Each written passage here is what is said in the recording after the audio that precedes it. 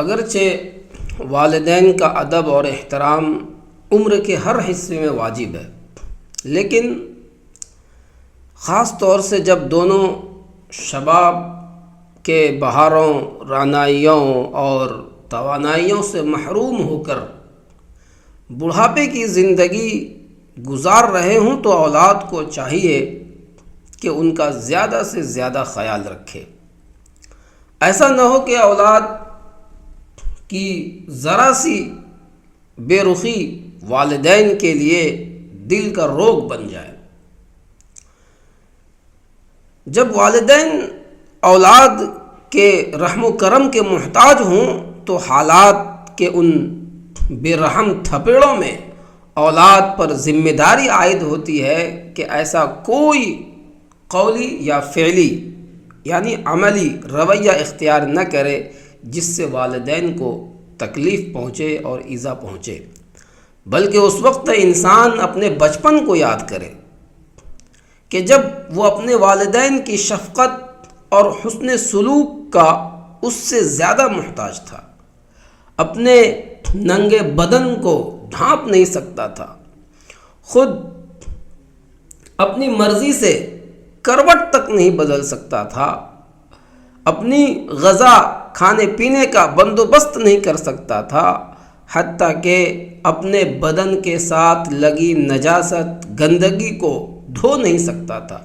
اس بے بسی کے عالم میں باپ کی شفقت اور ماں کی ممتا نے سایہ دار درخت کی مانند اسے اپنی محبت کی گھنی چھاؤں سے نوازا۔ یہ ماں ہوتی تھی، یہ ماں ہی تو تھی جو بچے کو پہلے کھلاتی تھی پھر خود کھاتی تھی، جو بچے کو پہلے پلاتی تھی پھر خود پیتی تھی، جو بچے کو پہلے سلاتی تھی پھر خود سوتی تھی۔ یہ ماں ہی تو تھی جو اپنے سر کی ایک چادر کے ایک کونے سے بیٹے کے جوتوں کو صاف کرتی تھی، جو اپنے ہاتھوں سے بچے کے پاؤں میں جوتا پہناتی تھی۔ آج اس ماں کے احسانات کا بدلہ چکانے کا وقت آن پہنچا۔ بس اولاد کو چاہیے کہ والدین کا ادب احترام کا خیال رکھے۔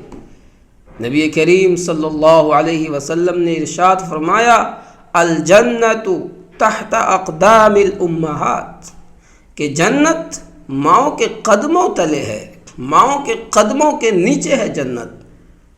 سچ تو یہ ہے کہ اولاد اپنے والدین کی جتنی خدمت کر لے، جتنی بھی خدمت کرے، ان کے احسانات کا حق ادا نہیں کر سکتی، بلکہ اگر ساری کائنات کی نعمتوں کا ایک لقمہ بنا کر والدین کے منہ میں دے دے تو بھی والدہ کے سینے سے پیے ہوئے دودھ کی ایک قطرے کا وہ بدلہ نہیں ادا کر سکتا۔ ایک بزرگ سے کسی نے پوچھا کہ باپ بیٹے کی محبت میں کتنا فرق ہے؟ باپ بیٹے کی محبت میں کتنا فرق ہے؟ فرمایا، بیٹا بیمار ہو اور لا علاج مرض میں گرفتار ہو جائے تو باپ اس کی دراز عمری کی رو رو کر دعائیں کرتا ہے، اس کی لمبی عمر کی رو رو کر دعائیں کرتا ہے۔ اس کے بس میں ہو تو اپنی بقیہ زندگی کے ایام اپنے بیٹے کو دے کر خود موت کو گلے لگا لے، خود موت کو قبول کر لے۔ لیکن جب باپ بیمار ہو اور لا علاج ہو جائے